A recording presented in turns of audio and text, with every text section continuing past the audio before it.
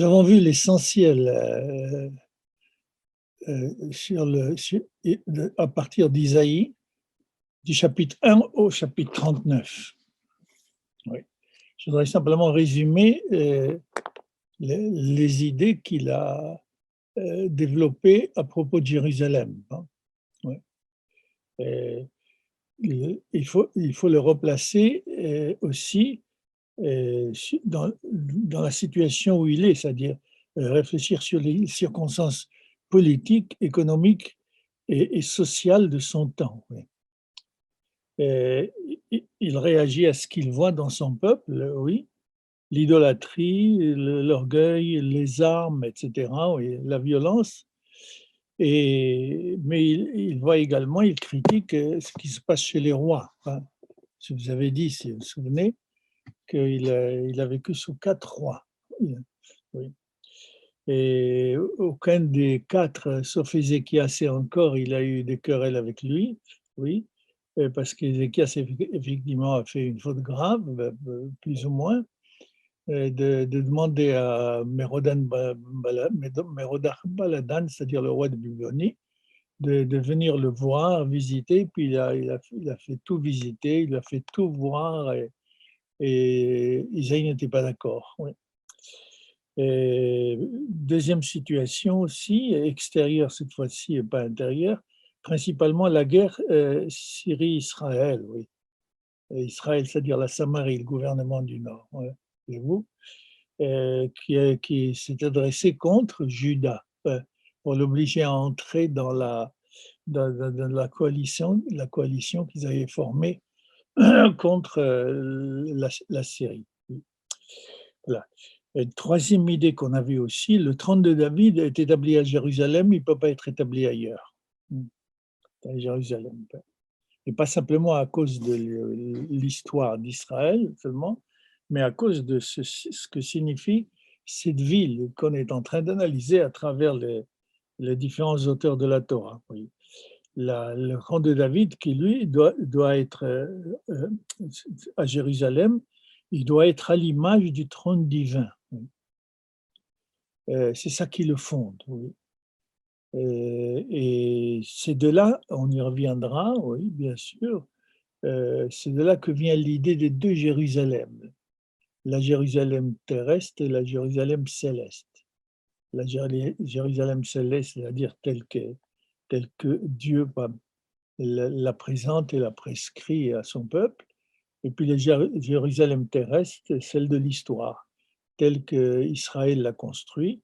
Et avec Isaïe, on a vu, avec tous les prophètes d'ailleurs, il ne la construit pas souvent, ou presque toujours, il ne la construit pas à l'image du trône divin. Elle est loin de correspondre à la Jérusalem céleste, oui. Mais ce n'est pas pour cela qu'elle ne continue pas à appartenir à Israël.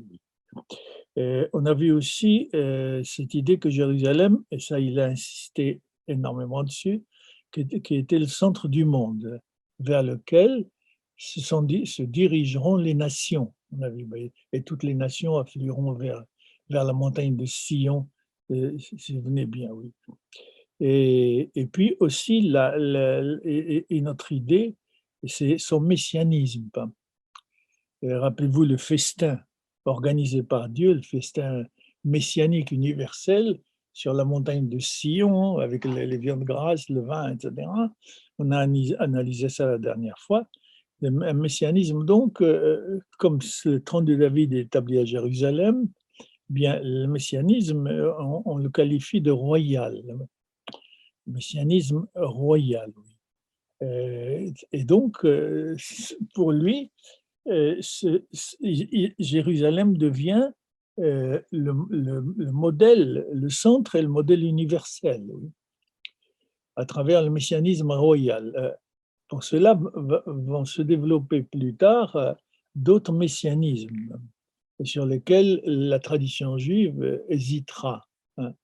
Il y a le messianisme sacerdotal, c'est-à-dire le messianisme où c'est le prêtre qui dirige le peuple, et le Messie sera un prêtre. Oui, voyez ici. C'est ce que le christianisme a retenu. Oui. en faisant de Jésus également un prêtre. Et donc, messianisme, c'est-à-dire total, qui pourrait correspondre d'une certaine manière aujourd'hui à ce qu'on appelle l'orthodoxie. L'importance des lois, ça c'est d'exemple, il n'y a pas à mettre en doute là, mais l'idée que c'est par le Messie prêtre, c'est-à-dire celui qui montre comment par la pratique quotidienne, oui, le progrès messianique peut advenir, oui. Et, et puis vous avez l'autre messianisme qui se développera plus tard, qui est le messianisme prophétique. Ce n'est pas le roi, ce n'est pas le prêtre, c'est le Messie sera un prophète, oui.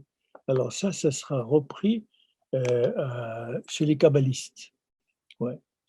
Les kabbalistes qui précisément s'appellent des Mekoubalim, c'est-à-dire littéralement ceux qui sont agréés, ceux qui sont acceptés à partir de leur fidélité à Dieu.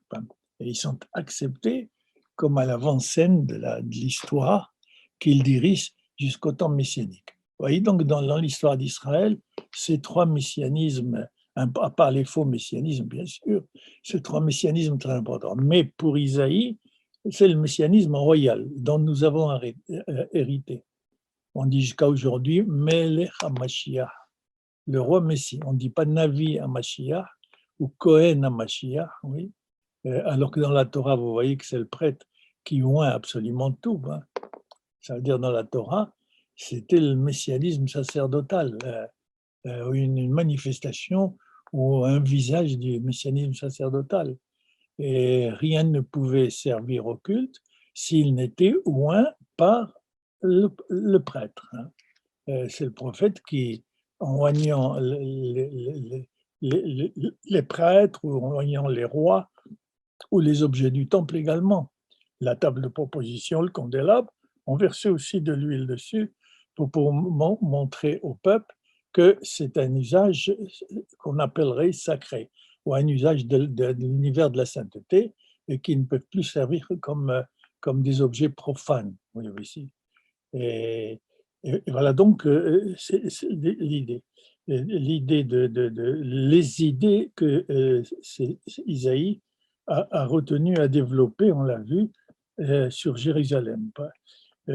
Si on résumait finalement en deux idées, rôle central de Jérusalem, rôle universel central de Jérusalem, et puis l'importance de David, du trône de David, dans le sens du messianisme royal. Voilà ce qu'il a dit de Jérusalem aussi. Et dans le détail, c'est-à-dire dans 39 chapitres. Oui. Nous passons à ce qu'on appelle, à ce que les historiens appellent le second Isaïe. Ils pensent qu'à partir du chapitre 40, du chapitre 40 jusqu'au chapitre 55, vous voyez, le premier s'arrête à 39, le second Isaïe va du chapitre 40 à 55, et puis ils pensent qu'il y a un troisième Isaïe encore qui va de 55 à la fin du livre à 60. Et pourquoi ? Parce qu'il voit qu'il y a une évolution, non seulement dans la pensée entre les trois Isaïe, bon, pensant comme eux, mais puis bien sûr qu'ils aient raison, hein, mais ils ont des arguments très forts, oui. Parce qu'il y a des événements qui sont racontés dans ce qu'ils appellent le second Isaïe, qui ne pouvaient pas se passer du temps du premier Isaïe. Il y a plusieurs événements. Il y a également des idées, il y a un progrès, mais là, bon, on peut leur répondre qu'il peut y avoir progrès, comme on l'a vu dans Isaïe ou dans d'autres livres. Il peut y avoir, même dans la Torah, il y a un progrès entre les 4 premiers livres de la Torah et le 5e Deutéronome où Moïse résume, on voit qu'il y a sur certaines lois, il y a un progrès, oui. Alors là, bon, on peut affirmer qu'un progrès peut rester personnel, donc relevant du même auteur qui pense au fur et à mesure et qui écrit ce qu'il pense d'une manière progressive. Ça, on peut le dire. Seulement, il y a des arguments auxquels on n'a rien à répondre, parce que c'est des arguments historiques. Par exemple, le second Isaïe, celui-là, celui de 40 à 55, le second Isaïe. C'est-à-dire, c'est un autre Isaïe que le premier Isaïe. Euh, de 40 à 55, il parle de Cyrus. Et il appelle Cyrus mon Messie. Parce que Cyrus a permis donc a battu les Babyloniens, donc les Perses ont remplacé les Babyloniens, et Cyrus a donné, mais pas seulement à Israël, oui, ce qu'on appelle l'édit de Cyrus, qui concerne particulièrement Israël, et qui demande aux Judéens déportés, exilés, ou même déportés par les Babyloniens, pas exilés, il leur demande de retourner en Judée s'ils le veulent. Ouais.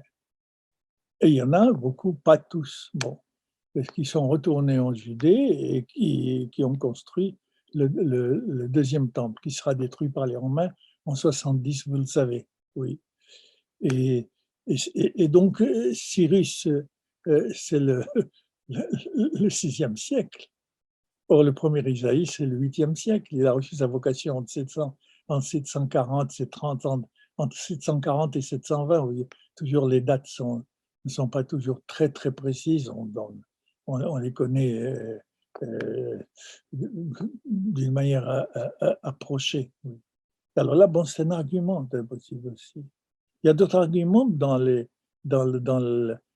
vocabulaire, ici. Bon, peu importe que ce soit le deuxième ou le troisième Isaïe, ce qu'il y a, c'est que si la tradition a mis tous ces textes dans un seul livre d'Isaïe, alors que les historiens pensent qu'il y avait trois, c'est que donc on appelle ça, les historiens seraient d'accord, oui, on appelle ça l'école d'Isaïe. Isaïe qui est mort, il a laissé des disciples, il a laissé une école, comme entre guillemets, oui. Et cette école a continué à enseigner, à développer les idées d'Isaïe. C'est pourquoi, effectivement, il y a beaucoup d'idées et de développements identiques dans les trois Isaïes. Bien que chacun des trois, je dis toujours encore une fois trois entre guillemets, oui, mais chacun des trois ajoute à Jérusalem, enrichit Jérusalem et enrichit la vision de l'histoire de l'Isaïe précédent. Oui.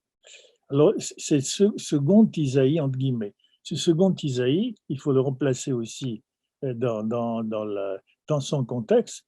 Il est dans le siècle où les Babyloniens sont battus. Oui.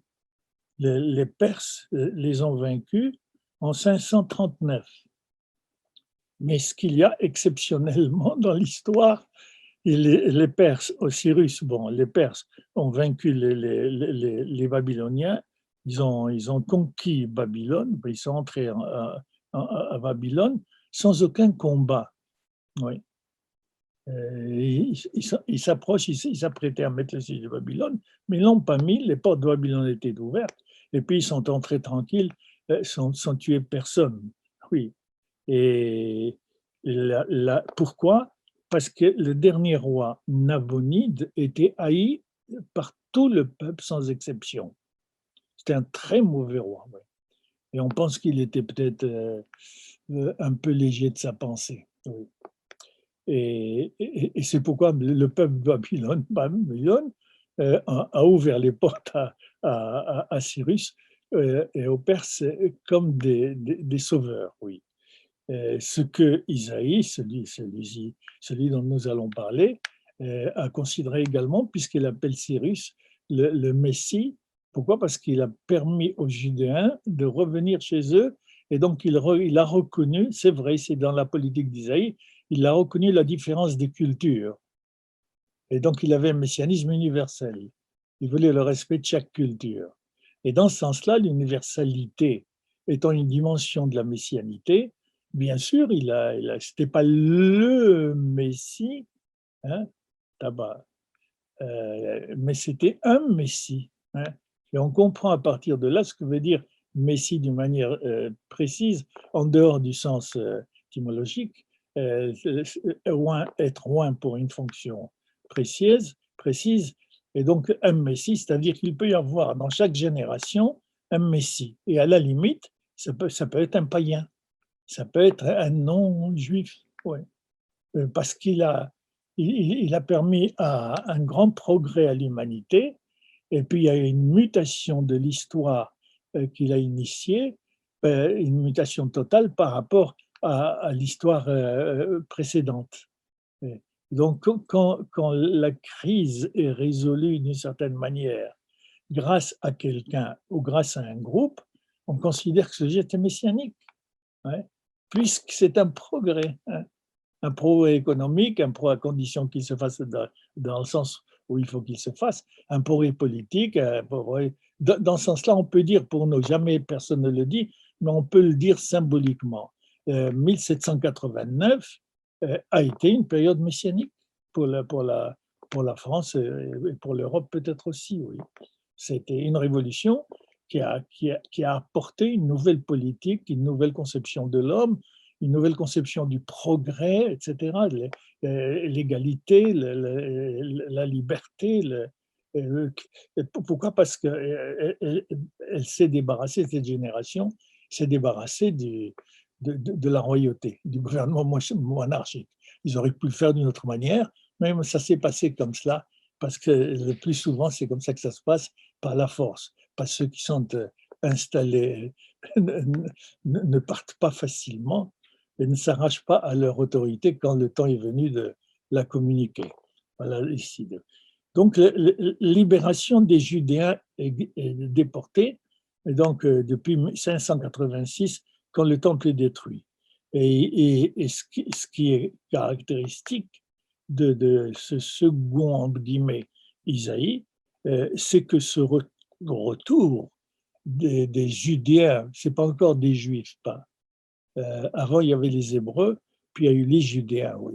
Et c'est en retour de Babylonie que le judaïsme a commencé à s'organiser, oui, pendant la période du Second Temple, oui.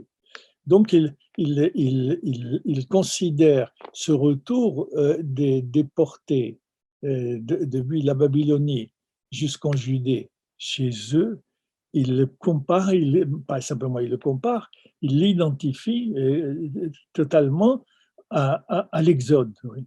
Hein, mais en disant que c'est un niveau supérieur à la sortie d'Égypte. Les Hébreux ont souffert en Égypte, ils ont été libérés, ils ont été formés dans le désert, et puis ils sont installés en terre promise. Mais c'est exactement cela aussi. Les Judéens étaient, bien qu'ils n'aient pas, ils n'aient pas été des esclaves, mais ils n'étaient pas chez eux. Ouais. Et puis maintenant, ils sont sortis, mais cette fois-ci pas grâce à Moïse, mais grâce à Cyrus. Et puis ils ont retrouvé leur terre promise, où ils ont reconstruit le temple. Cet universalisme donc qu'on accorde à Cyrus, oui, comme dimension importante de la messianité, oui, l'autre étant la particularité qu'il ne faut pas exclure, oui. La messianité, c'est aussi de la particularité, mais avec l'universalité, c'est le grand problème que l'humanité n'arrive pas à résoudre. Donc cette universalité qui est vécue comme telle par les Judéens grâce à Cyrus, qui est annonciateur d'un règne universel de Dieu à partir de Jérusalem. Puisque pour les prophètes et pour nous, à condition de savoir ce que ça veut dire, s'ils sont retournés, s'il y a Cyrus qui l'a permis, c'est que c'est Dieu qui a permis que l'histoire se passe comme cela, et à travers Cyrus, oui. Sinon, Isaïe n'aurait pas dit que Cyrus était un messie. Oui. Donc, à partir de Jérusalem, Messie, le règne universel de Dieu, pourquoi? Parce que c'est ce qui s'est passé en 48. Pas tous, mais beaucoup, mais je peux parler de ceux que je connais, oui, que j'ai connus. J'ai pas connu dans ce temps-là véritablement le monde ashkénaze, oui.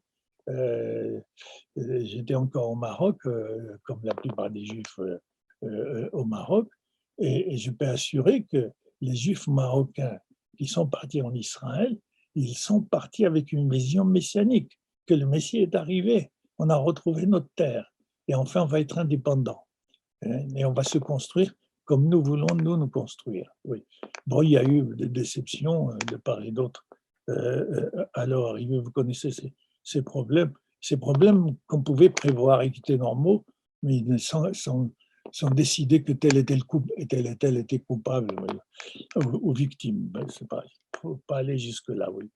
Donc la ville sera restaurée, oui, et c'est grâce à elle, Jérusalem, que le salut de l'humanité s'instaurera. Oui. Donc le point de départ, l'origine d'une période messianique, oui, quelle qu'elle soit, hein, soit dans le temps, soit un jour, comme on dit à la fin, à la fin des temps, mais peu importe, ici, le noyau de ce mouvement doit partir de Jérusalem. Hein. Et sur plusieurs points, aujourd'hui, Israël le montre. Hein, sur plusieurs points, pas sur tous. Il y a beaucoup, vous savez, beaucoup de critiques, on revient aux critiques des prophètes, il y a des tas de choses qui ne vont pas sur plusieurs plans, et particulièrement sur le plan spirituel, et de part et d'autre, c'est pas simplement d'un côté. Et donc, bon, c'est pas encore véritablement le temps de la paix intérieure et pas seulement extérieure, le temps d'une harmonie, le temps de la conscience de l'unité des Juifs, quelles que soient leurs différences, même si ces différences sont contradictoires, arriver à dire, à affirmer de part et d'autre, quel que soit le mode d'appartenance au peuple, qu'il y a un peuple d'Israël, il y a une unité qu'il ne faut jamais remettre en question. Et vous savez que ce n'est pas cela qui se passe, encore une fois. Vous voyez l'intérêt de l'étude de ce texte, comment ils éclairent énormément ce qui se passe pour nous. Pas. Ça ne veut pas dire que les prophètes ont prévu cela, oui. C'est ce qu'on dit. C'est possible, il y a des génies, oui. Et peut-être les prophètes étaient des génies à ne pas en douter, c'est sûr. Mais pas nécessairement. Il se trouve qu'il y a une structure de l'histoire qu'un prophète a perçue au-delà de l'histoire concrète qu'il vivait, oui, mais il a perçu dans cette histoire concrète une structure ou un modèle d'histoire. Ben, en tant que prophète, on peut dire que c'est ça qui le caractérise. Il a mis le doigt sur un enjeu perpétuel de l'histoire humaine, et c'est pourquoi cette structure se répète et réapparaît.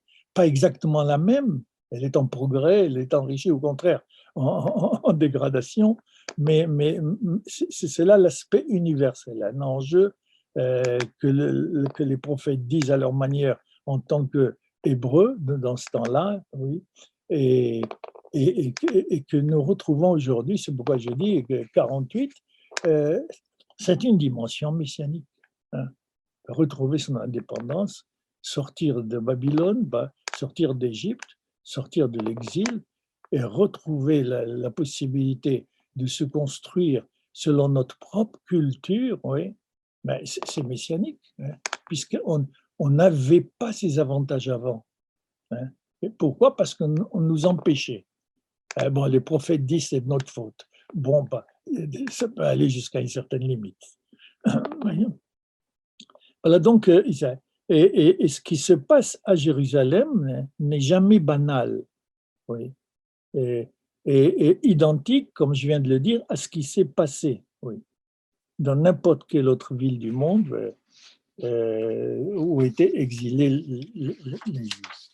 Voilà donc c'est ce résumé très rapide de ces 15, 20, 40 à 55, donc 25 chapitres entre guillemets du second Isaïe. Ben, c'est ce qu'on va voir. On va voir il va toujours parler de Jérusalem, comment faire autrement, comme aujourd'hui, c'est Jérusalem, même si on ne sait pas exactement cette histoire, on sait que Jérusalem, c'est pas comme toutes les autres villes. Il y a quelque chose d'important à Jérusalem qui s'est passé, qui caractérise Jérusalem, et donc c'est une ville spéciale, oui. Ça, on ne peut pas ne pas le constater. Ceci dit, bon, chacun donne les raisons pour lesquelles il découvre cette spécialité, ces caractéristiques à Jérusalem.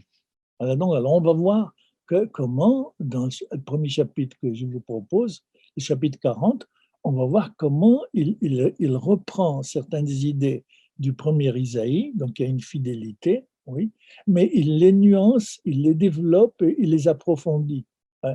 parce qu'il vit dans un autre temps que le premier Isaïe du 8e siècle. Oui. Et donc, il vit une autre situation, il vit d'autres problèmes, et qu'il est obligé, réfléchissant à cela, d'exprimer ce qu'il pense dans le langage et la situation de l'époque. Oui. Ça ne veut pas dire qu'il n'y a pas eu une fidélité, mais une fidélité qui n'est pas restée fixée à elle-même, qui s'est développée en extension, vous voyez, et en même temps en expansion et en profondeur. Oui, voilà. Alors, c'est ce qu'on va voir maintenant dans ce chapitre, ce premier chapitre qui est le chapitre 40 du livre général Jérusalem d'Isaïe. Voilà. Voilà. Très bien. Voilà donc ce chapitre va la même 40. 40 le chapitre. Alors il commence là, Shabbat. Nahamu, Nahamu Ammi. Oui. Alors tout le monde traduit, on verra, pas. Consoler, consoler mon peuple. Oui.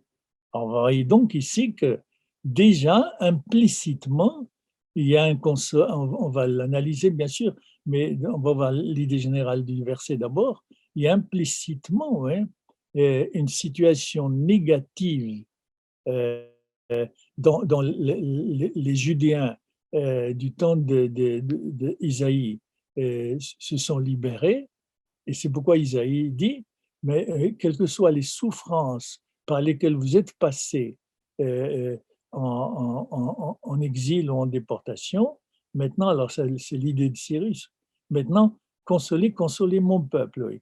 Consolez mon peuple, Yomar Elohechem dira toujours votre Dieu. Voilà, Nahamo. Donc, depuis le retour de l'exil de Babylone, ici, jusqu'à la fin du livre, c'est de cet ensemble de chapitres que sont prises les 7 haftarot, vous le savez, qui parlent de consolation. La haftara, c'est-à-dire le morceau des prophètes qu'on lit après la lecture de la Torah et qui a un rapport bien sûr avec les thèmes de la Torah. Oui. Mais entre Tisha B'Av et Rosh Hashanah, oui, après Tisha B'Av, le Shabbat tout de suite qui vient après Tisha B'Av, jusqu'au Shabbat qui vient avant Rosh Hashanah, nous lisons, il y a cette semaine, donc nous lisons 7 haftarot, 7 textes prophétiques tirés exclusivement de cet Isaïe-là. Ouais. Et le premier, c'est Shabbat Nahamou, comment on l'appelle, c'est le Shabbat Nahamou. Tout de suite, après, après Tisha B'Av, donc deuil, etc., souffrance, destruction du temple, oui, que, que nous, que nous commémorons à Tisha B'Av, on lit Nahamou, Nahamou Ami, vous voyez comme c'est bien choisi, consoler, consoler, vous venez de sortir Tisha B'Av, vous savez ce que dit Tisha B'Av, etc. Vous savez, c'est un désastre, c'est une souffrance, c'est inadmissible. Et c'est inadmissible qu'il y ait cette souffrance et ces déportations, etc. Oui, bien, c'est anti-judaïsme. Et bien non, consoler, consoler mon peuple, dit Dieu, oui. Voilà. Et je viens à l'analyse. Nahamu, Nahamu, c'est Nehama au nominatif comme nom,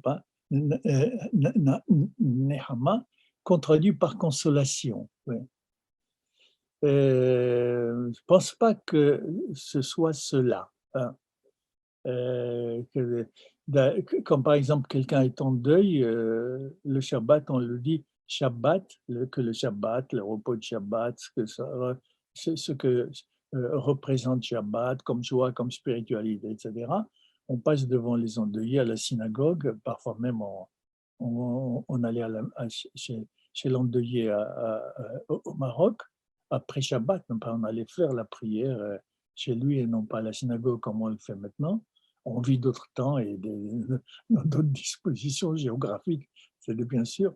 Nahamu Nahamu Ami, et on dit Shabbat, Tenachemchem, Tenachemchem, que le Shabbat vous console, oui. Non, moi je pense qu'on ne se console jamais. Il n'y a pas de consolation pour quelqu'un. Bon, il l'oublie, etc., oui, mais il n'y a pas de consolation. Comment on peut se consoler de la mort ou de la souffrance? Oui. Alors, il vaut mieux traduire, oui, soit réconforter, réconforter, réconforter mon peuple. Oui. Ça, oui, on peut nous réconforter à la suite d'une souffrance ou même d'une mort. Mais on ne se console jamais de cette souffrance, on ne se console jamais de la mort, oui. On l'assume, on l'accepte et on ne peut pas faire autrement. Donc, ce n'est pas une question de consolation, mais simplement de réconfort. On va expliquer cela, bien sûr. Alors, quand il dit Nahamus, c'est un impératif, réconforter, réconforter mon peuple, allez le réconforter à mon peuple, oui, il s'adresse soit au prophète eux-mêmes, c'est Dieu, Yomar, c'est Dieu qui dit au prophète, oui, allez dire ce message à mon peuple, réconfortez, réconfortez-le. Et il va dire quel est le contenu de ce message. Réconfortez-le, oui, ici. Nahamu, la racine veut dire précisément soupirer de soulagement, hein, littéralement, soupirer de soulagement. Donc réconforter, on n'a pas un autre mot. Oui.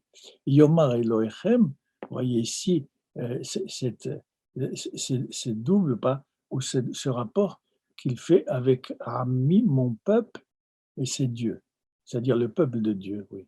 Votre Dieu dit qu'il faut réconforter mon peuple. Oui. Le rapport entre les deux. Dites à mon peuple que Dieu veut son réconfort. Hein.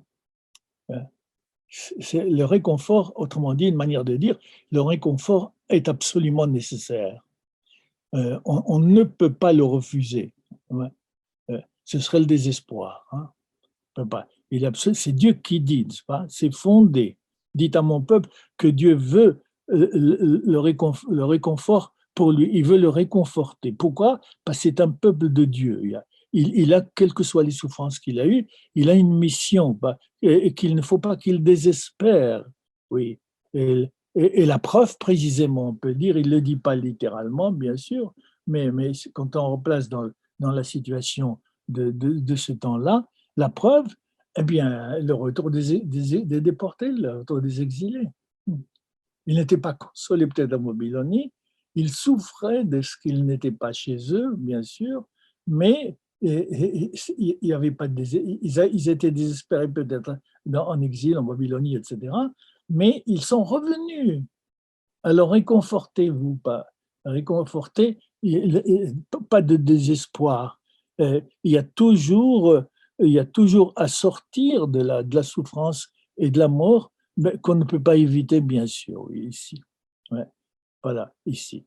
Alors, quel est ce message? Oui, quel est ce message?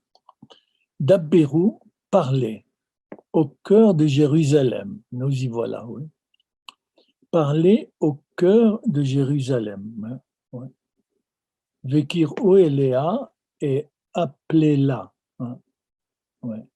Ou proclamer devant elle. Oui. Dabberou allez Yerushalayim pour que la souffrance, pour qu'il y ait réconfort pour mon peuple, oui, et il faut que la souffrance et la peur disparaissent. Ouais. Et disparaissent réellement, oui. Oui. Comment? Si on apprend avec les prophètes, et puis chacun de nous, comme on a dit, Nahamou, n'importe qui peut le faire, peut donner ce réconfort, parler au cœur de Jérusalem. Et le cœur, ce n'est pas le sentiment nécessairement. Le cœur dans la Torah, c'est l'intériorité. Parler pour l'intériorité de Jérusalem, pour l'intimité de Jérusalem. Ça peut être la raison, pas, ça peut être la volonté. Hein.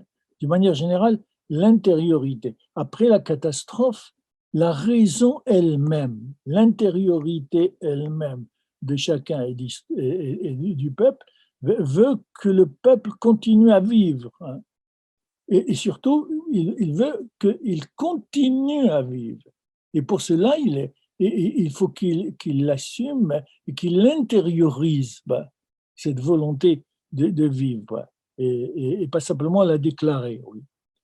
La vie, oui, ici, quelle que soit la souffrance et le désespoir entraînés par les événements malheureux de la vie, oui, bien, Israël doit sortir, mon peuple doit sortir toujours vainqueur de la souffrance et de la mort. Oui. Il est fait pour la joie. Ouais. Mais pour cela, il faut qu'ils s'en convainquent. Même il faut qu'ils se persuadent, on peut dire. Donc on peut dire à les convaincre et à les persuader, oui, Jérusalem, Jérusalem, bien sûr, ses habitants. Oui, voilà. Réconforter donc pour Jérusalem, pour que Jérusalem décide de reprendre sa dynamique créatrice. Oui. Et quand il dit, bien sûr, on comprend, on a le droit de généraliser, quand on dit Jérusalem, c'est-à-dire finalement tout le peuple d'Israël.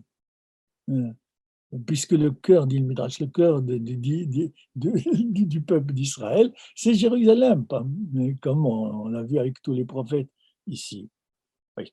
Vekir o Eléa et crier, kirou, c'est crier. Mais ça peut être également appelé. Ah oui.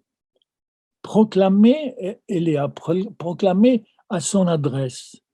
Proclamer, c'est-à-dire crier à haute voix. Une manière de dire insister, parce que ce ne sera pas facile. Qui est à haute voix, insister pour qu'elle surmonte son deuil, pour qu'elle surmonte sa souffrance. Parce que Jérusalem a beaucoup souffert des Babyloniens. Puis c'est de cela qu'il s'agit de ce temps-là. Oui. Et puis aujourd'hui, et pas plus loin qu'il y a quelques jours. Ouais. Et donc, là, il faut qu'elle surmonte, appelez-la. Et pourquoi? Parce que voilà ce qu'il faut lui dire. Voici. Qui, car, Maléa Tseva'a. Oui. Alors là, c'est un mot traduit de plusieurs manières. Normalement, Tseva, c'est l'armée, oui, mais là, ça ne va pas. Car a été remplie son armée. Non, il n'y avait pas d'armée, elle a souffert, elle a été déportée. Donc, Tseva ne veut pas nécessairement dire l'armée, c'est-à-dire l'organisation. Tseva peut être défini aussi, il y a plusieurs références dans la Torah, le temps passé par l'esclave chez son maître. On appelle ça Tseva, oui. Donc, dites, allez proclamer, criez-lui que son temps a été rempli. Le temps de la souffrance est terminé. Oui. Israël n'est plus esclave ou déporté. Oui. Voilà. Donc, sa corvée est accomplie. Oui. Son châtiment, par conséquent, c'est comme ça qu'il pensait qu'Israël a été déporté par sa faute, bon, ça aussi, oui. Son châtiment est accompli. Le châtiment, à cause de la faute, elle a été exilée, oui. Oui. Voilà. Elle a reçu, car Kenir Saravona, oui, sa faute est accomplie, oui, a été agréée, car elle a reçu de la main du Seigneur, Kiflaim, le double, Bechol Hatoteha, de toutes ses fautes. Voilà, c'est un thème très important. Ouais.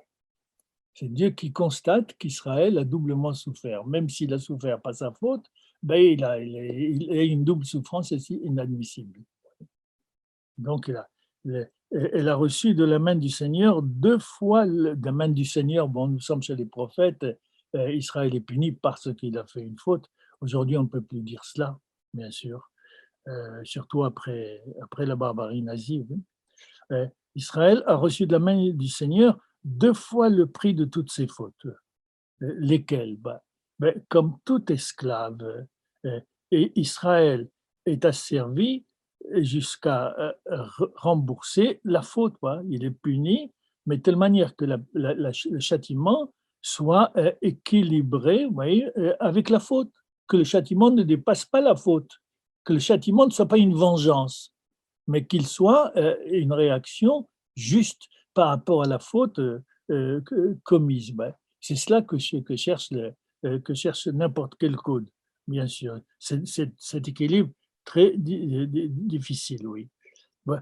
Mais Tachloumé Keffel, on y est également, en quoi dans le contenu, ce qui a eu l'exil de 586 et il y a l'exil de 722, où 10 tribus d'Israël ont disparu. Et ça, c'est inadmissible. Hein. Les Judéens sont, c'est vrai, ils ont perdu le temple, ils ont été déportés. Pourquoi? Parce qu'ils avaient fait des fautes, etc. Comme on a vu tout à l'heure, la fidélité, l'orgueil, surtout l'idolâtrie. L'idolâtrie, elle était très pesante, elle était présente chez les Hébreux. Lisez les prophètes, comme il est même déjà dans la Torah, les prophètes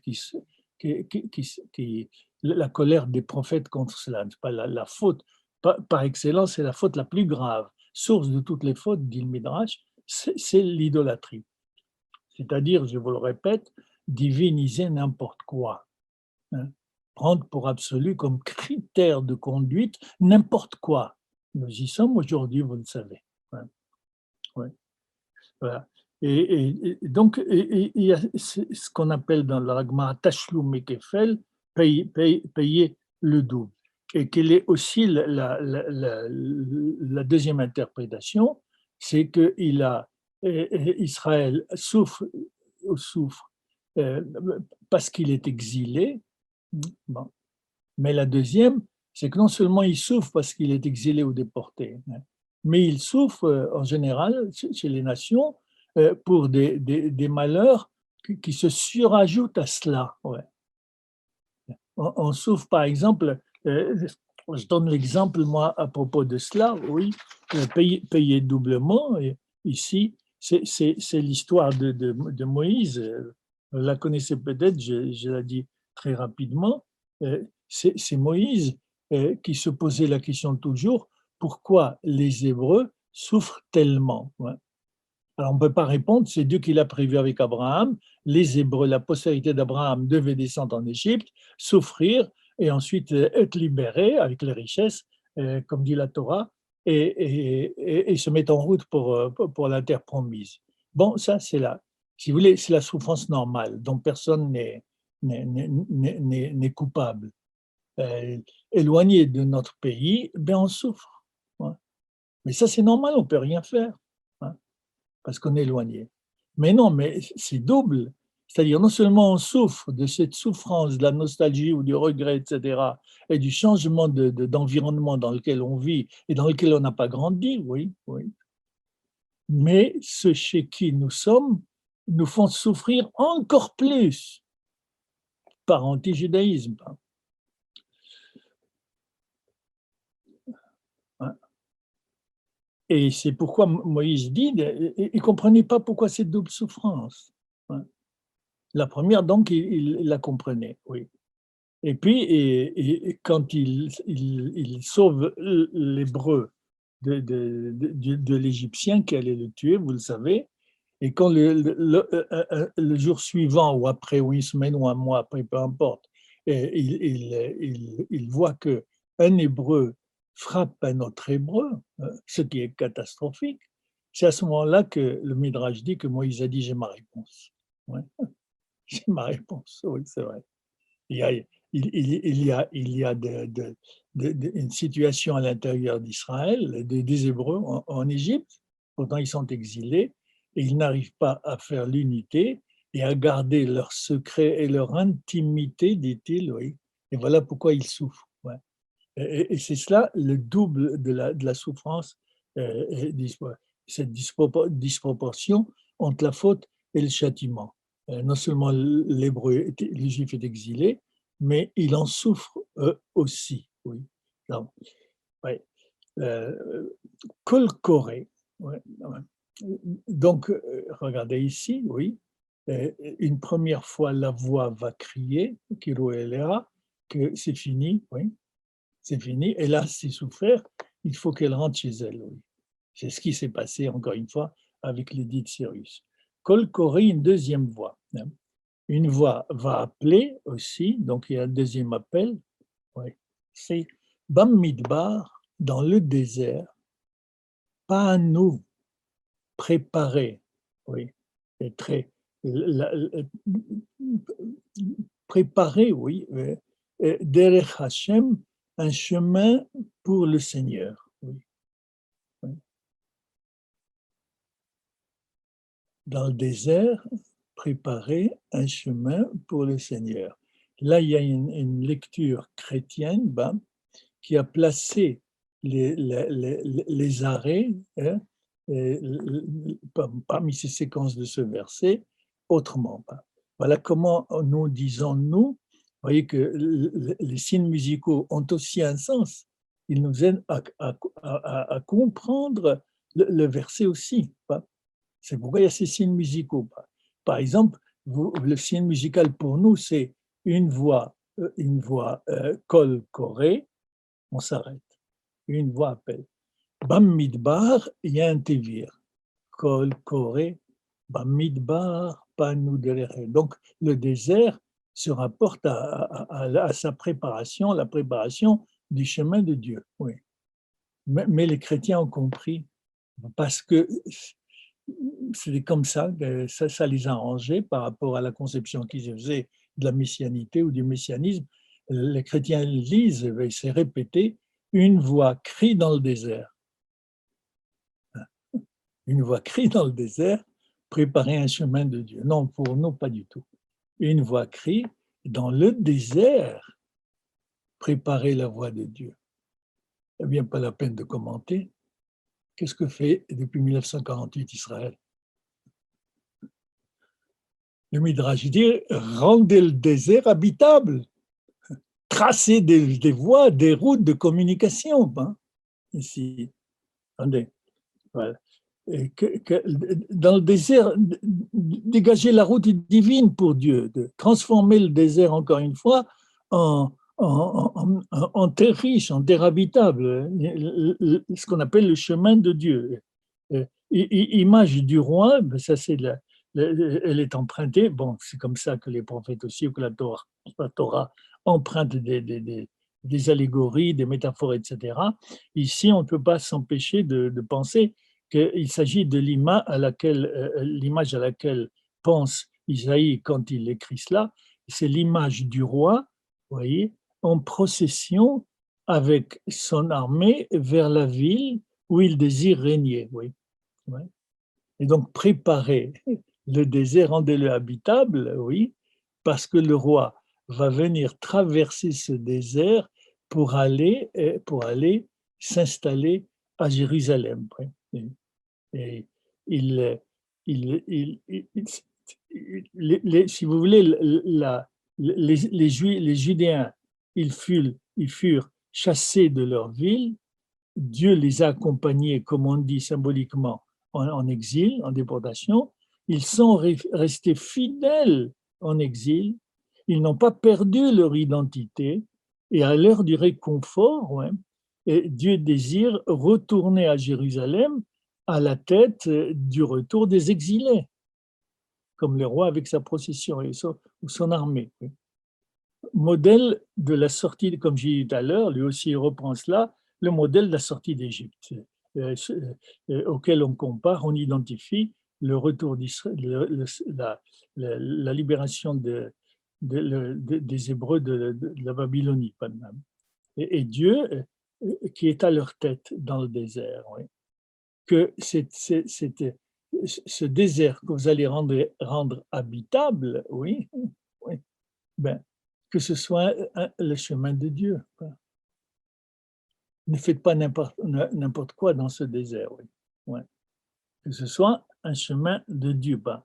Que ce soit un lieu où un homme peut habiter, mais en tant qu'homme, en tant qu'être humain, oui. Oui. Yashiru Baharaba, oui. Nivelé dans la steppe. Oui. Oui.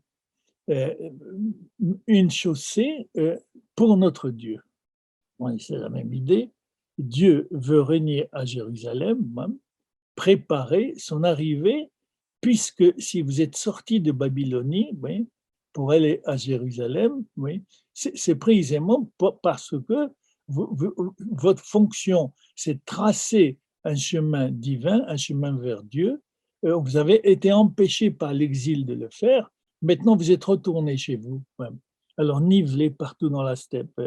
Construisez une chaussée pour notre Dieu, pour qu'il puisse véritablement régner à Jérusalem. Et que pour Jérusalem serve de modèle. Parce que Jérusalem sert de modèle à condition qu'elle soit, comme j'ai dit tout à l'heure, à l'image ou la projection du trône divin. Sinon, Jérusalem n'a pas de sens. Ouais. On ne peut pas construire à Jérusalem une autre culture que la sienne. Pas. C'est bien pourquoi les prophètes disent c'est une faute de construire une autre culture à Jérusalem, de construire une ville qui ne soit pas la ville de Dieu, hein, le chemin de Dieu, une ville construite sur d'autres valeurs tirées des autres cultures, peut-être. Hein. Voilà, Jérusalem, elle devient n'importe quelle ville, à l'image de n'importe quelle ville. Au lieu qu'elle serve d'image et de modèle aux autres villes, c'est elle qui se met à copier les autres villes. Et on peut dire que certaines villes en Israël aujourd'hui commettent cette faute. Ouais. Mais, ouais. Et même parfois, il y a des Israéliens qui habitent Jérusalem et qui pensent qu'il faut que Jérusalem soit comme toutes les villes et puis c'est tout, on n'a pas besoin de... Ouais. Vous voyez que c'est des problèmes très, très, très importants. Colgué inaché, oui. Oui, c'est là. Que tout vallon, tout vallon soit relevé. Oui. Que toute montagne, oui, que toute montagne, je ne sais pas d'où vient ce verset, oh là là. Non, ce verset, je ne sais pas comment j'ai fait. Non, il ne fait pas partie du texte. C'était bon. Donc la suite est toute montagne, toute montagne et toute colline soit rabaissée, oui. Soit abaissée, oui. Oui. Je vais y revenir, oui. Et, cela signifie donc que le travail, ça confirme ce qu'on disait tout à l'heure, que le travail dans le désert consiste à le rendre habitable et à l'organiser par les hommes. Hein. Et que les pentes, oui, que les pentes, Yaakov, que les pentes deviennent des plaines. Hein. Et les crêtes escarpées, oui, en vallée. Ouais. Bien sûr, ici, c'est un langage symbolique. Hein. Rakov, pour mettre sur la voie, Rakov, c'est une racine qui veut dire tordu, oui. Ce qui est tordu. Et donc, ça veut dire que ce qui est tordu redevient droit. Ouais. Penser, c'est bien sûr une relation symbolique des caractères humains. Pensez par exemple au troisième patriarche qui s'appelle Yaakov, parce qu'il a trompé Ésaü. Et un jour, c'est peut-être la fonction d'Israël tous les jours, mais un jour, quand les choses seront normales, arrangées, ben, ce qui est tordu sera droit. Et là, on reconnaît l'origine du mot Yeshurun. C'est l'autre nom d'Israël qui s'appelle la droiture. Et donc, c'est une allusion non seulement au travail qu'il faut mettre dans le désert pour le planifier, si vous voulez, on peut dire ici planifier, et dégager tout ce qui empêche de construire la route de Dieu pour aller à Jérusalem, mais ça veut dire également l'interpréter intérieurement. À Jérusalem, ce qui est tordu, ce qui n'a pas été dans l'ordre normal, ben Jérusalem va le rendre droit. Hein. C'est-à-dire qu'à Jérusalem, Yaakov n'est plus Yaakov, nous sommes les Bnei Yaakov aussi, les enfants de Yaakov, comme les enfants d'Abraham, Isaac, Jacob, Oui, ce qui est Yaakov à Jérusalem doit devenir 3, c'est-à-dire on ne s'appellera plus les enfants de Jacob, même Israël, puisque Israël contient la notion de lutte. Rappelez-vous, Jacob avec l'ange, non, on deviendra Yishurun, des hommes droits. Oui. Droit pour nous, et comme précisément, modèle, image que l'on donne aux autres. Oui.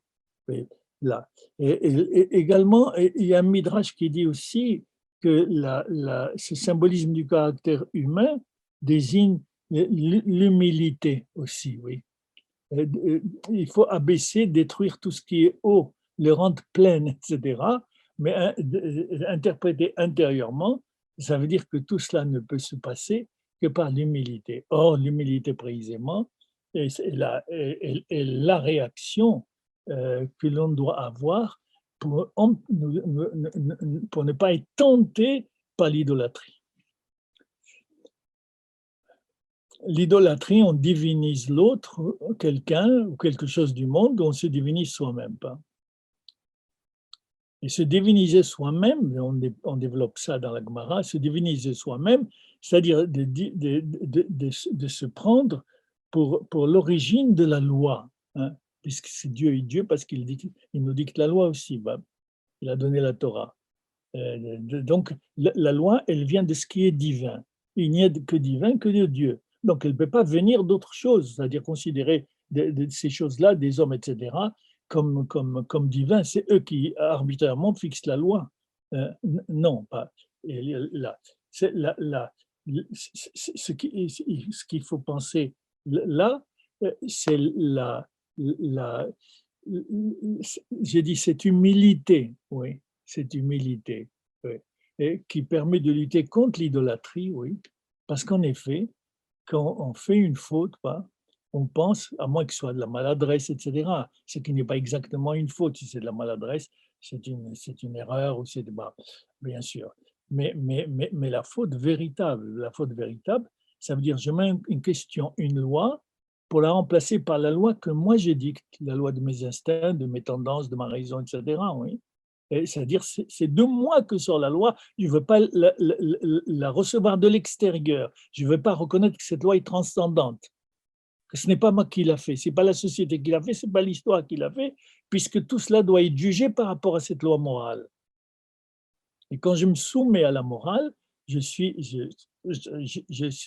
euh, protégé de l'idolâtrie. Je fais une faute, je suis idolâtre. C'est pourquoi les rabbins disent que toute faute participe de l'idolâtrie. C'est vrai, oui. L'idolâtrie, parce que quand on fait une faute, encore une fois, vous remplacez la loi transcendante par votre loi à vous. C'est pourquoi on appelle ça la teshuva, le retour. Retournez à vous-même, retournez à votre humilité. Voilà ce que signifie symboliquement d'après le Midrash, oui. Voilà. Vénigla alors et sera révélée la gloire divine. Et sera dévoilée la gloire divine à Jérusalem. Ouais. Par quoi? Par le miracle du retour à Jérusalem dans ces conditions-là. C'est cela que Dieu attend de son peuple à Jérusalem et qui va transformer Jérusalem en modèle et non pas en copie. Oui. C'est dans ce sens-là que Jérusalem est spéciale parce qu'elle réclame une mission comme condition de l'habitation. Ouais. Verra au Kolbassar Yahdav à ce moment-là et verront, la, toute chair verra, on peut dire aussi tous les êtres de chair, Yahdav ensemble verront, ils verront que la bouche du Seigneur a parlé, que c'est cela le divin. Ouais. Ce retour, cette acceptation, cette manière d'assumer, de reconnaître la gloire de Dieu, c'est-à-dire la transcendance, oui, ici, c'est ça qui permet aux Judéens et qui permet aux Juifs aujourd'hui de vivre à Jérusalem même en tant que serviteurs de cette transcendance. C'est ça l'image que nous devons donner aux nations, c'est-à-dire comme le peuple qui lutte contre l'idolâtrie, qui ne veut pas diviniser l'homme. Il ne veut rien diviniser, La loi doit être transcendante, elle vient de l'extérieur, elle ne vient pas de l'intérieur. Et à ce moment-là, toute l'humanité ensemble, toutes les nations ensemble, ils verront que c'est vraiment la bouche de Dieu qui parle. Voilà. Autrement dit, c'est cela le projet véritable de Dieu. Oui. Et puis, il y a un autre appel encore. Il y a un autre appel, oui. Kol Omer, une voix dit, Kra, appelle, Ve'amar, on ne sait pas qui. Il a dit, c'est peut-être le prophète, une réponse. Il entend une voix lui dire, allez, appelle, va, comme je l'ai dit, je t'ai donné le message, le contenu, va l'accomplir. Et Amar, le prophète semble insatisfait de cela. Bon, c'est vrai qu'il est prophète et qu'il le sait, oui. Et que s'il le dit, il le répète, c'est parce que le peuple a oublié. Mais le prophète, en tant que prophète, le sait. Puis c'est ça la leçon qu'il donne. Ben. Alors Dieu va lui dire une deuxième fois, va, appelle. Il lui dit, mais on pourrait dire en paraphrasant, mais tu m'as dit déjà d'appeler, ça y est, j'ai fait ça. Pourquoi tu veux que j'appelle encore une fois? C'est pourquoi il dit, Maïkra, qu'est-ce que je vais dire? Hein? Qu'est-ce que je vais appeler? Oui. Une fois venu, il dit, que proclamerai-je? Donc, le prophète entend, si vous voulez, même on peut, les Midrashim aussi interprètent de cette manière, le prophète entend un dialogue entre deux voix à l'intérieur de lui-même. Et quel est le contenu de cet appel, ce nouvel appel? Kol habassar, toute chair, et de l'herbe. Et on va. Pourquoi? Parce qu'il est en train de préparer son réconfort, le réconfort ici, qui ne peut être donné que par le fait de l'assurance, je vais à la fin, je reviens bien sûr, que la parole de Dieu, c'est elle qui est éternelle, qu'elle résiste absolument à toute histoire et à tout. C'est la parole de Dieu qui est éternelle. Toutes les autres paroles, par exemple l'homme, hein, la comparaison hein, ou l'opposition ou la contradiction, toute chair, ou tout être de chair, on peut dire comme j'ai dit tout à l'heure, le hatzir, c'est de l'herbe. Autrement dit, si vous voulez, dans notre langage, l'homme est mortel, il n'est pas éternel. Ouais. Il a une voix courte. Ouais. Ouais.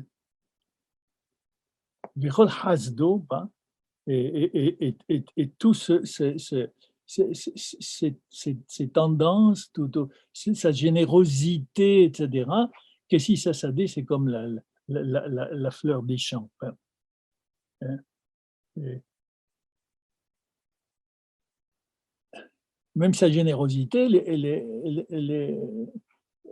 elle n'est pas éternelle, non seulement parce qu'il il peut changer d'avis. Un jour, il est généreux, demain, il n'est pas généreux, alors que Dieu, au contraire, sa parole est éternelle.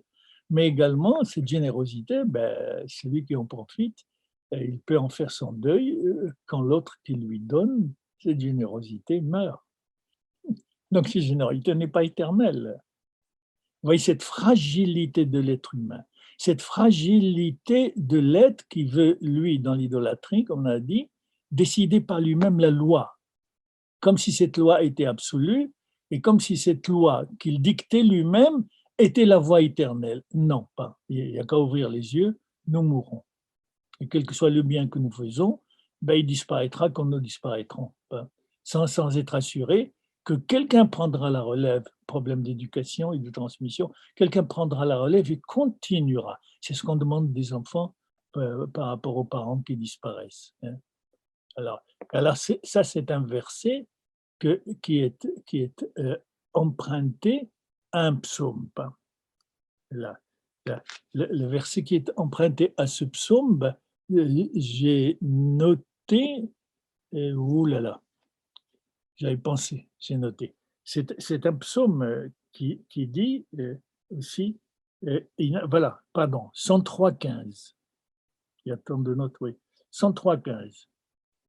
Qui dit Enoch qui hassir yamav. Bah, oui, exactement là. Que, que l'homme et ses jours sont comme l'herbe, oui. Ketsis Hassad, Ketsis Yavesh Hassir, Navelsis. L'herbe sèche, oui, et la fleur aussi qui suit va sécher avec lui. Oui. C'est toujours le même symbolisme. Ki Ruach Hashem Nasheva Venabobo, parce que, de manière de comprendre, Ruach Hashem, littéralement, ça veut dire le souffle, si vous voulez. Le souffle de Dieu a soufflé dessus. Oui, oui. Et puis, et devant ce souffle, ben,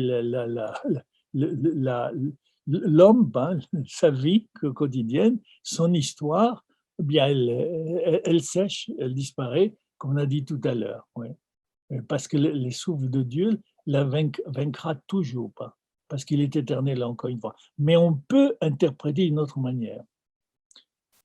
Ki Ruach Hashem, quand on dit Ruach, c'est le vent aussi. Et quand on dit le vent du Seigneur, c'est pour dire un vent très très fort, ouais. Un vent violent. Et alors on dit, au lieu de dire vent violent, on dit vent Dieu. D'ailleurs, je crois qu'il y a des expressions en français qui disent cela aussi, quelque chose de Dieu qui est fort, oui. Et c'est pourquoi on revient au premier chapitre de la Torah. Bereshit bara Elohim et Hashem et Haaretz, au commencement Dieu a créé la terre. Haaretz, la terre était tohu bohu, elle était tohu bohu, désordre, etc., chaos. Tohu bohu, והארץ הייתה תוהו ובוהו, וחושך על פני תהום, l'obscurité au-dessus de l'abîme des eaux, וחושך על פני תהום, ורוח אלוהים לבלה.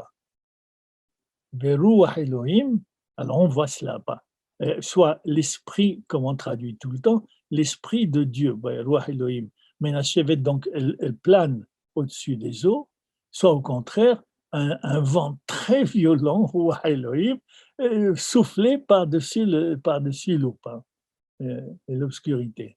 Ouais.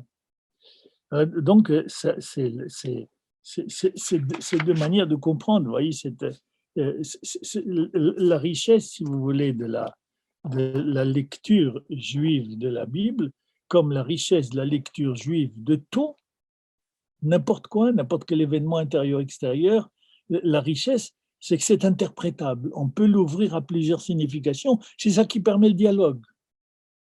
Parce que si les choses ne sont que ce qu'elles sont, oui, pour l'homme, ben, c'est le totalitarisme. Oui. C'est l'interprétation, le midrash, qui fonde la démocratie et qui rend possible le dialogue. Oui. Donc, le peuple, le peuple, encore une fois, c'est comme ça que le peuple en tant qu'herbe des champs. Ouais. Alors, il répète encore, Yavesh Hassir Navelsis, elle-même, répète pour insister, oui, l'herbe sèche, ça flaire également. Ou voir Elohim Yakum, j'ai dit tout à l'heure, contrairement à la parole de Dieu, qui est éternelle. Et c'est aussi cela qui fait partie du confort, du réconfort. Réconforter.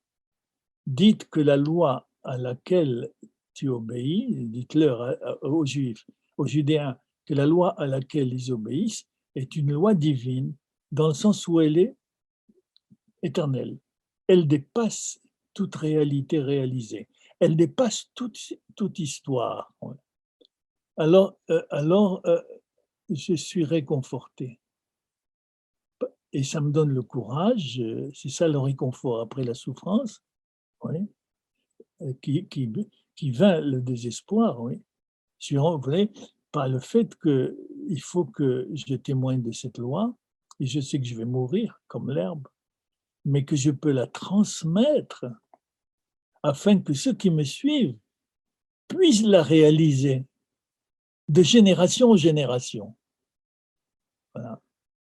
Et donc, c'est vrai qu'on meurt, mais on est réconforté parce que le sens qu'on donne à notre conduite, à notre pratique, par la loi à laquelle on obéit, elle dépasse l'histoire, elle est éternelle. Et c'est la seule manière de vaincre l'histoire. Il n'y a pas une autre manière. Et c'est cela que le prophète doit crier à son peuple à Jérusalem. Vous avez souffert, d'accord. Vous êtes sortis d'Auschwitz, d'accord. Ouais. Vous avez souffert. C'est inadmissible, c'est intolérable. Voyez, il y a de quoi désespérer véritablement de l'homme. Il y a de quoi conclure que l'homme n'est pas éducable et qu'au fond, il vaut mieux profiter de la vie à chaque instant qui passe. Et puis, si ça ne va pas, défendre moi, ce plaisir que je vais avoir et que l'autre m'empêche d'avoir, eh ben, même si c'est par la violence, peu importe, l'histoire n'a pas de sens. Ouais. Voilà. Et elle a le sens que tu lui donnes toi. Et comme un autre donne à cette histoire un autre sens, alors c'est le rapport de guerre entre les deux. Oui. Pourquoi? Parce qu'on a écarté la loi transcendante qui s'impose à tous et que tout le monde reconnaît, mais pas d'une manière totalitaire, pas d'une manière exclusiviste, voyez, pas d'une manière fanatique, mais précisément on l'interprète. Et je dis, moi, le sens qu'elle prend pour moi, c'est toujours la loi, mais avec la même loi, tu dis, toi, le sens qu'elle prend pour toi. L'essentiel, c'est que nous y obéissions, les deux. Et comment et que nous y adhérions totalement parce que chacun de nous trouve sa place par rapport à cette loi à travers la signification qu'elle lui donne. Et il n'y a pas de raison que tout le monde donne la même signification à la loi, pourtant qui est la même, qui est transcendante. Comment vivre, si vous voulez, la relation à la transcendance, la relation à Dieu, oui, de telle manière que chacun soit justifié, oui, dans sa relation, et respecté, et même aimé dans sa relation. Oui, voilà. Voyez tout ce que le prophète, tout ce que Dieu demande au prophète de proclamer à ceux qui reviennent de la souffrance et de la déportation, après la destruction du temple, et aussi, oui. Ça, j'ai noté aussi une phrase, pour ceux qui peuvent la chercher, dans le psaume 2, euh, versets 6 et 7, oui. Je crois, oui. Ani Amarti, moi je dis, Elohim Atem, vous êtes des puissants, vous êtes des dieux, c'est-à-dire comme on en avait ici pour voir, vous êtes des puissants. Elohim veut dire également la justice, ça veut dire le juge au tribunal, veut dire également la justice divine, ici. Mais ici, Ani Amati Elohim Atem, on dit aux hommes, à Israël, aux Juifs et aux Hébreux, aux Judéens, j'ai dit, moi, que vous êtes des dieux. Bien sûr, ce ne sont pas des dieux. Vous êtes des puissants. L'homme est puissant. Il peut détruire le monde comme il peut le sauver. Oui. L'action de l'homme n'est pas seconde ou secondaire. Et Dieu compte sur cette action pour continuer à transformer le monde depuis le moment où vendredi soir, il nous l'a donné quand il nous a créés. Donc la parole de l'homme, comment voulez-vous que la parole de Dieu descende sur terre si les hommes ne la prennent pas en charge? Donc Dieu, si vous voulez, comme disait Abraham Michel, Dieu a besoin de l'homme, c'est sûr.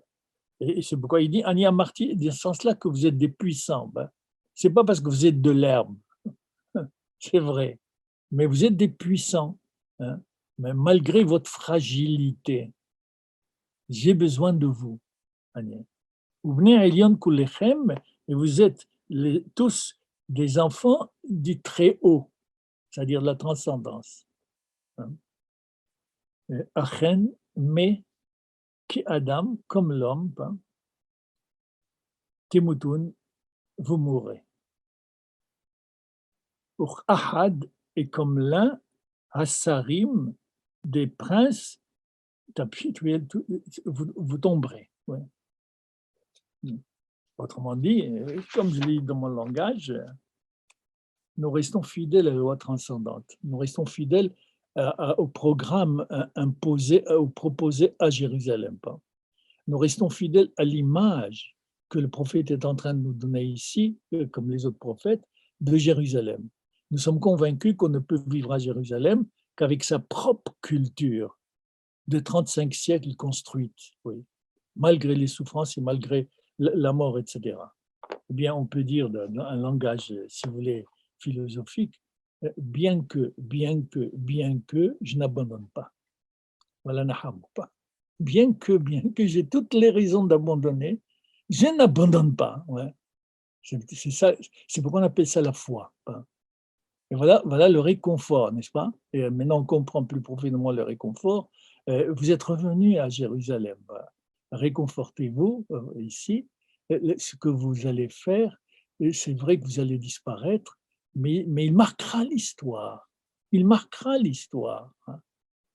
Parce que c'est cette loi transcendante qui va apprendre au peuple à maîtriser et à dépasser, à transcender l'histoire. Et comment transcender l'histoire? Je meurs. J'ai un enfant, j'ai des enfants. Et ces enfants auront des enfants. Et ces enfants auront des petits-enfants ici, ainsi de suite. Et le message de Dieu continuera. Et c'est comme ça qu'il est supérieur à l'histoire. Alors que ceux qui le font disparaissent, c'est de l'herbe. Hein, qui tombe dès le vent puissant ou le vent de Dieu, ou comme on l'a dit tout à l'heure, mais bien que, bien que. Et je sais que c'est difficile quand on sort d'Auschwitz, dire bien que, je continue à avoir la foi. Très difficile. Ce réconfort est difficile. C'est pourquoi, dit le Midrash, il y a plusieurs voies. Il faut crier, il faut répéter, parce que ce n'est pas facile après la déportation, la souffrance, etc., et surtout pour nous aujourd'hui, après la barbarie nazie, très difficile de se réconforter. Qu'est-ce qu'on se réconforte? Non, on nous rappelle simplement notre mission. On nous rappelle la vocation que nous avons et qui doit être vécue, qui doit permettre de construire Jérusalem. Et maintenant, encore une autre voie. Vous voyez que le prophète était bien conscient. Patrice, on monte un peu le texte, s'il vous plaît. Merci. Merci. Voilà. Donc, la parole de Dieu, si vous voulez, l'herbe sèche, la fleur se fane, l'homme meurt, mais la parole de Dieu, on vient de voir les conditions, subsiste. Oui. Et c'est cela qui rend Jérusalem éternelle. C'est ce qu'elle représente et ce qu'elle incarne, la loi qui construit Jérusalem sur tous les plans, la transcendance, c'est cela qui rend Jérusalem éternelle et qui la transforme, encore une fois, comme j'ai dit tout à l'heure, comme modèle. Les nations, c'est Radak qui interprète comme cela, il dit, les nations qui attaquent Israël disparaissent aussi, c'est de l'herbe. Les civilisations sont mortelles, comme a dit l'autre. C'est l'interprétation de Radak. Les nations qui attaquent Israël et qui ont essayé de le faire disparaître, oui, en le bombardant, ils disparaîtront. La violence ne peut pas tenir longtemps, même si Israël en souffre, en attendant que ça disparaisse, mais ils disparaîtront, c'est clair, oui. On ne peut pas construire sa vie sur la violence, oui. Ça c'est clair. Bien qu'on ait besoin de la violence pour se défendre, mais pour se défendre, ce n'est pas Israël qui a attaqué. On l'a attaqué, il est victime, mais c'est normal que quelqu'un attaqué se défende. On ne peut pas reprocher à Israël de se défendre. Il n'est pas fait pour y jeter à la mer. Ouais. Donc les nations, dit Radak, qui attaquent Israël disparaîtront, malgré la souffrance énorme qu'ils font subir à notre peuple. Mais les promesses, d'autre part aussi, les promesses qu'elles font. On va sceller une alliance entre les deux, on va construire, etc., etc. Oui, ces promesses n'équivalent pas le mal qu'ils ont fait à Israël et qu'ils font à Israël. Ouais. Mais Israël est là. Jérusalem est là. Hein. Et tous les jours, par la conduite de chaque habitant, donc du peuple d'Israël, de Jérusalem, donc d'Israël bien sûr, c'est cela aussi qu'il s'agit, et qu'on montre qu'elle est éternelle, elle sera éternelle. Alors donc, un autre cri. Vous voyez encore une fois que le prophète a conscience que le réconfort de quelqu'un qui qui s'est trouvé devant le problème de la mort ou de la souffrance n'est pas facile. C'est pourquoi on a besoin d'une semaine entière pour sortir, pas sortir du deuil, pour être réconforté et reprendre le travail. Ouais. Et c'est là qu'on signifie quand pendant toute la semaine, on prie, on accompagne l'endeuillé, on le porte, et cetera. Heu, au Maroc, je crois que c'est les chassidim également, au Maroc, la famille en deuil ne faisait pas la cuisine, ne faisait pas le marché ni rien. C'est la communauté qui se distribuait, chaque famille à son tour portait le déjeuner et le dîner, oui, tout près. Ouais, c'est bas. Donc on accompagne entièrement le deuil parce qu'on veut nahamou, on veut le réconforter pour qu'il redevienne juif, de nouveau, parce que le désespoir n'est pas juif.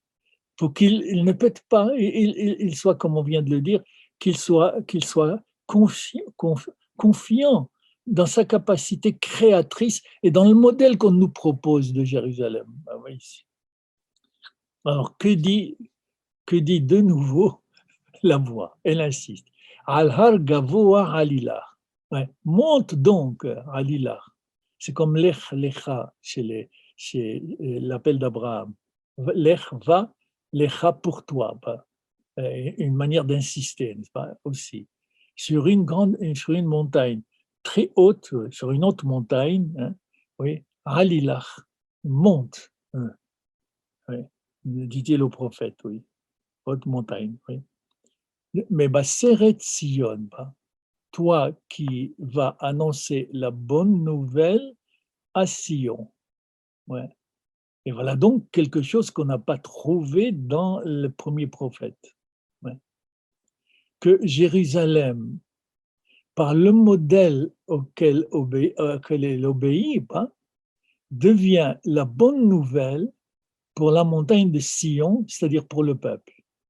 Vous savez qu'il y a le Har Sion, la montagne de Sion, et Jérusalem et le temple, etc., qui doit être ici.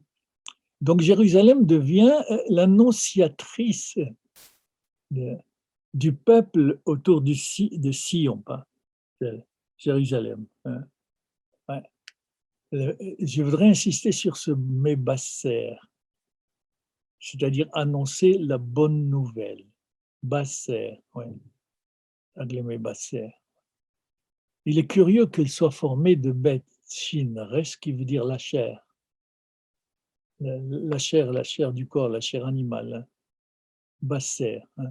C'est bassar, bassar kacher, vous voyez, bassar. Hein.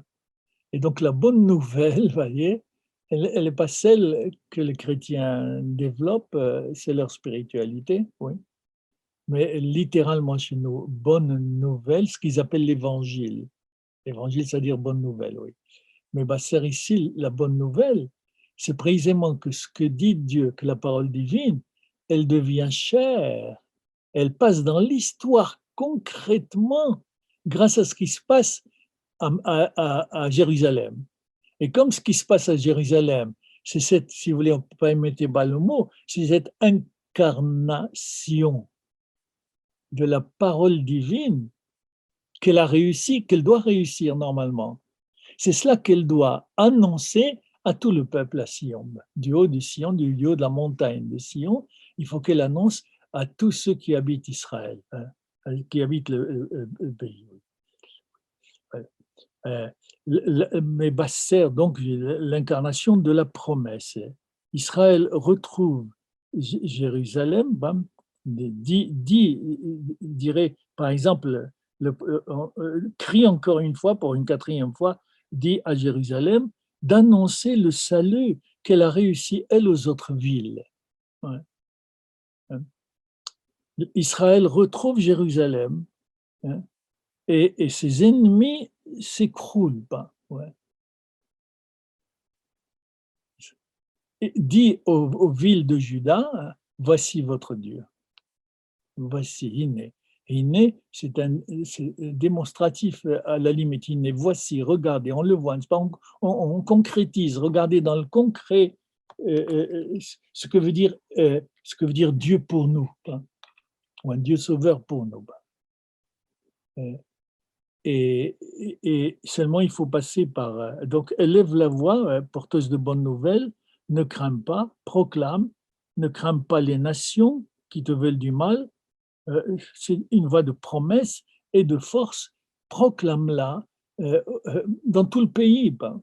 Ce qui se passe à Jérusalem, puisqu'il est réussi à Jérusalem, ben, il doit réussir dans les autres villes, hein, ce qui n'est pas le cas aujourd'hui, ben. Tel Aviv n'est pas Jérusalem, pas bon, mais Tel Aviv, que Dieu la protège. Ouais, ouais. Dis aux villes de Juda, voici notre Dieu. Telle est la nouvelle. Ouais. Telle est la Bessora, la nouvelle.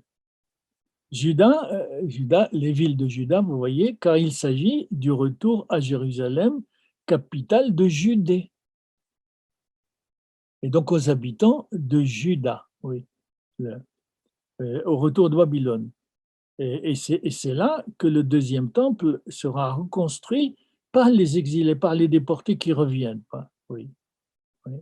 Ici, on reprend ici le Nahamu Nahamu Ami, réconfortez, réconfortez mon peuple, Yomar Elohechem, voici comment dit Dieu. Et le prophète est en train de nous dire comment réconforter. Oui. Ah. Tel est le réconfort au-delà des souffrances, de l'exil. Ce qui est divin, c'est ce retour à Jérusalem. Si vous voulez, en termes clairs, il s'agit d'y proclamer la royauté, l'autorité de Dieu. C'est lui seul qui est roi, qui est capable de dicter la loi. C'est le seul qui est roi. Oui, là. Comment? Comment? Eh bien, mes bassères, que chacun de nous incarne, obéit à ses lois. Et en obéissant à ces lois, sans le penser même inconsciemment, on est par là même sujet de ce roi, puisqu'on obéit à la loi. Et donc, obéir à la loi du point de vue juif, c'est reconnaître implicitement ou explicitement qu'il n'y a qu'un seul roi, c'est celui qui a dicté cette loi. Et qui a raison et qui est en droit, même en devoir, de dicter la loi, parce que c'est le seul qui peut la dicter de manière transcendante. Voici le Seigneur Dieu.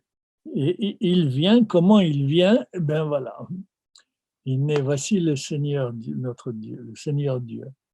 Il vient avec force. Il vient avec vigueur. Uzroho, et son bras, moche lalo, elle accompagne, elle lui sert de souveraineté, oui. Littéralement, c'est un bras grâce auquel il est triomphant, un bras triomphant pour lui. Il s'adresse donc aux exilés du retour à Jérusalem pour lui dire cela. Voici avec lui, voilà, voici avec lui son salaire. Ouais, ouais. Au front de lato les fanaves et sa récompense, son action donc de récompense, elle marche, elle est devant lui.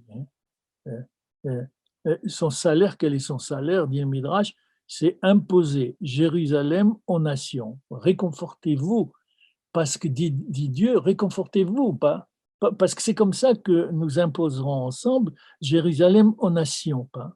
Voilà. C'est comme ça que cette récompense sera reconnue par tout le monde. Ouais. Tout le monde, grâce à ce Mébasser, à cette obéissance à la loi à Jérusalem, tout le monde verra véritablement le fondement de l'autorité de Dieu. Oui. La bonne nouvelle donc, Dieu est roi. Mais il vient avec force. Il s'installe à Jérusalem.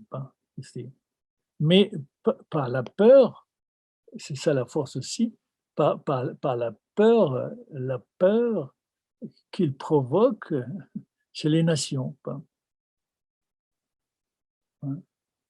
Et malheureusement, c'est l'étape dans laquelle est Israël aujourd'hui.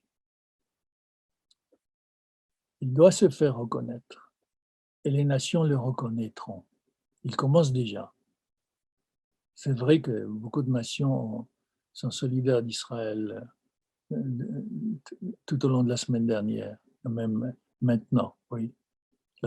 Mais seulement cette reconnaissance, elle est obtenue par la peur des nations. On a peur des nations parce qu'Israël se défend et qu'il est obligé de se défendre, de passer par la violence, de passer par le bras, par la force. Il arrive, oui. On aurait voulu le faire par amour, oui. Et ça rappelle une discussion dans le Talmud, un texte fameux qui fait partie d'une anthologie.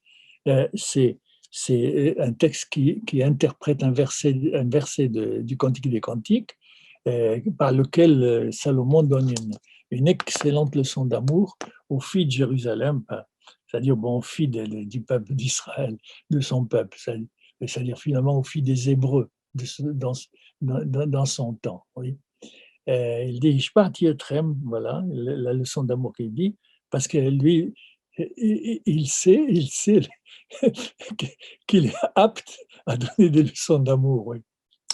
Je partis Etrem ben Jérusalem, je vous fais prêter serment, fille de Jérusalem, altariru, ne réveillez pas, vial teoreru, ne bousculez pas, et avant l'amour, passe jusqu'à ce que ce soit temps. Ouais. Hein. Et bien sûr, oui, ça veut dire bon que quand tu rencontres ta future épouse et que tu rencontres celui qui peut être ton époux, ne bouscule pas son amour, laisse-le te dire je t'aime, mais de lui-même. Ne lui dis pas est-ce que tu m'aimes. Oui, c'est une excellente leçon d'amour, mais les rabbins, comme toujours, interprètent. Ils disent c'est l'histoire des rapports entre les nations, pas les filles de Jérusalem, c'est-à-dire finalement les Juifs, ou les Judéens ou les Hébreux, les filles de Jérusalem, même Israël, oui, il lui est demandé de ne pas bousculer et de ne pas réveiller l'amour des nations pour lui.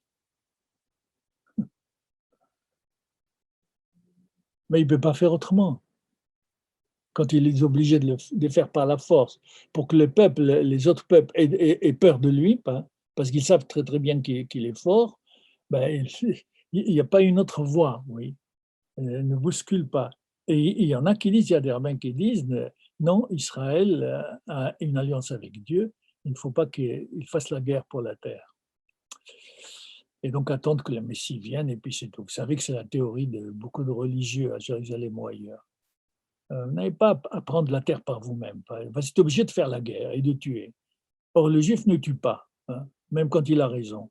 Alors attendez, le Messie va résoudre le problème. C'est une thèse dans la Gemara, avec un rabbin. Et son disciple dit le contraire aussi. Il dit donc, il y a ces deux manières de faire, oui.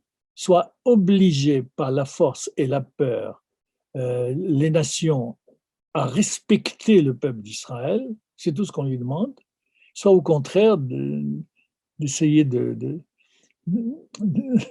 faire, je ne sais pas comment d'ailleurs, aujourd'hui surtout, pour que les nations reconnaissent Israël par amour.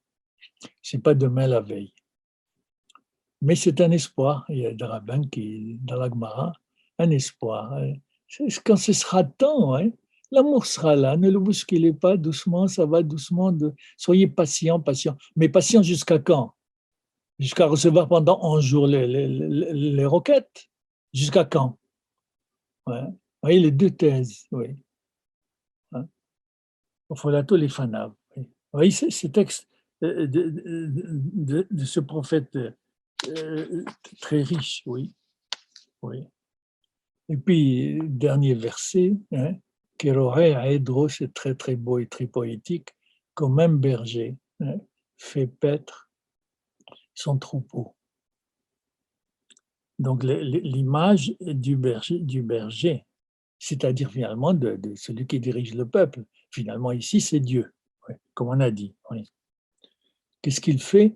De son bras, Ikabes Telaim, il réunit, il rassemble les annulés.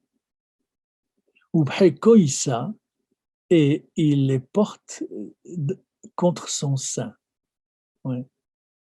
Et alot, c'est les femelles qui portent un enfant. On dit aussi déjà les femelles qui allaitent déjà. Hein. Alot Yenahel, il dirige, oui. Et il aide celle qui allait, et puis les agnelets, les petits, il les rassemble tranquillement comme un pasteur fait au milieu de son troupeau. Oui. Et maintenant, face à son peuple, son troupeau était asservi, ben, il va le sauver, et voici comment. En opposition pas à la force des ennemis d'Israël, par opposition à cette attitude des ennemis d'Israël, Dieu est un berger pour son peuple, qu'il conduit selon les possibilités, oui, les possibilités, comme un berger, comme un pasteur, selon les possibilités du peuple, avec patience. Il attend, oui. Il est, une fois libéré des oppressions et des souffrances, il y a encore un travail à faire à l'intérieur d'Israël. Allusion à ceux qui reviennent d'exil avec des richesses, c'est vrai, et gouvernés et ramassés et gouvernés par Dieu comme en Égypte, dont il est dit qu'Israël a pris à emprunter l'or et l'argent des Égyptiens. Vous connaissez cela, je vous le développerai. Oui. Donc, cette tendresse que le berger a pour son troupeau, c'est-à-dire la manière de le conduire, le Midrash dit, le berger devant son troupeau, quand il veut que son troupeau, je ne sais pas si c'est comme ça que ça se passe, je dis ce que dit le Midrash, quand il veut que son troupeau aille dans une direction, il se met devant lui et le troupeau le suit. C'est symbolique, je ne sais pas si c'est comme ça que ça se passe. Oui. C'est-à-dire que Dieu éclaire la voie sur laquelle va marcher Israël. Oui.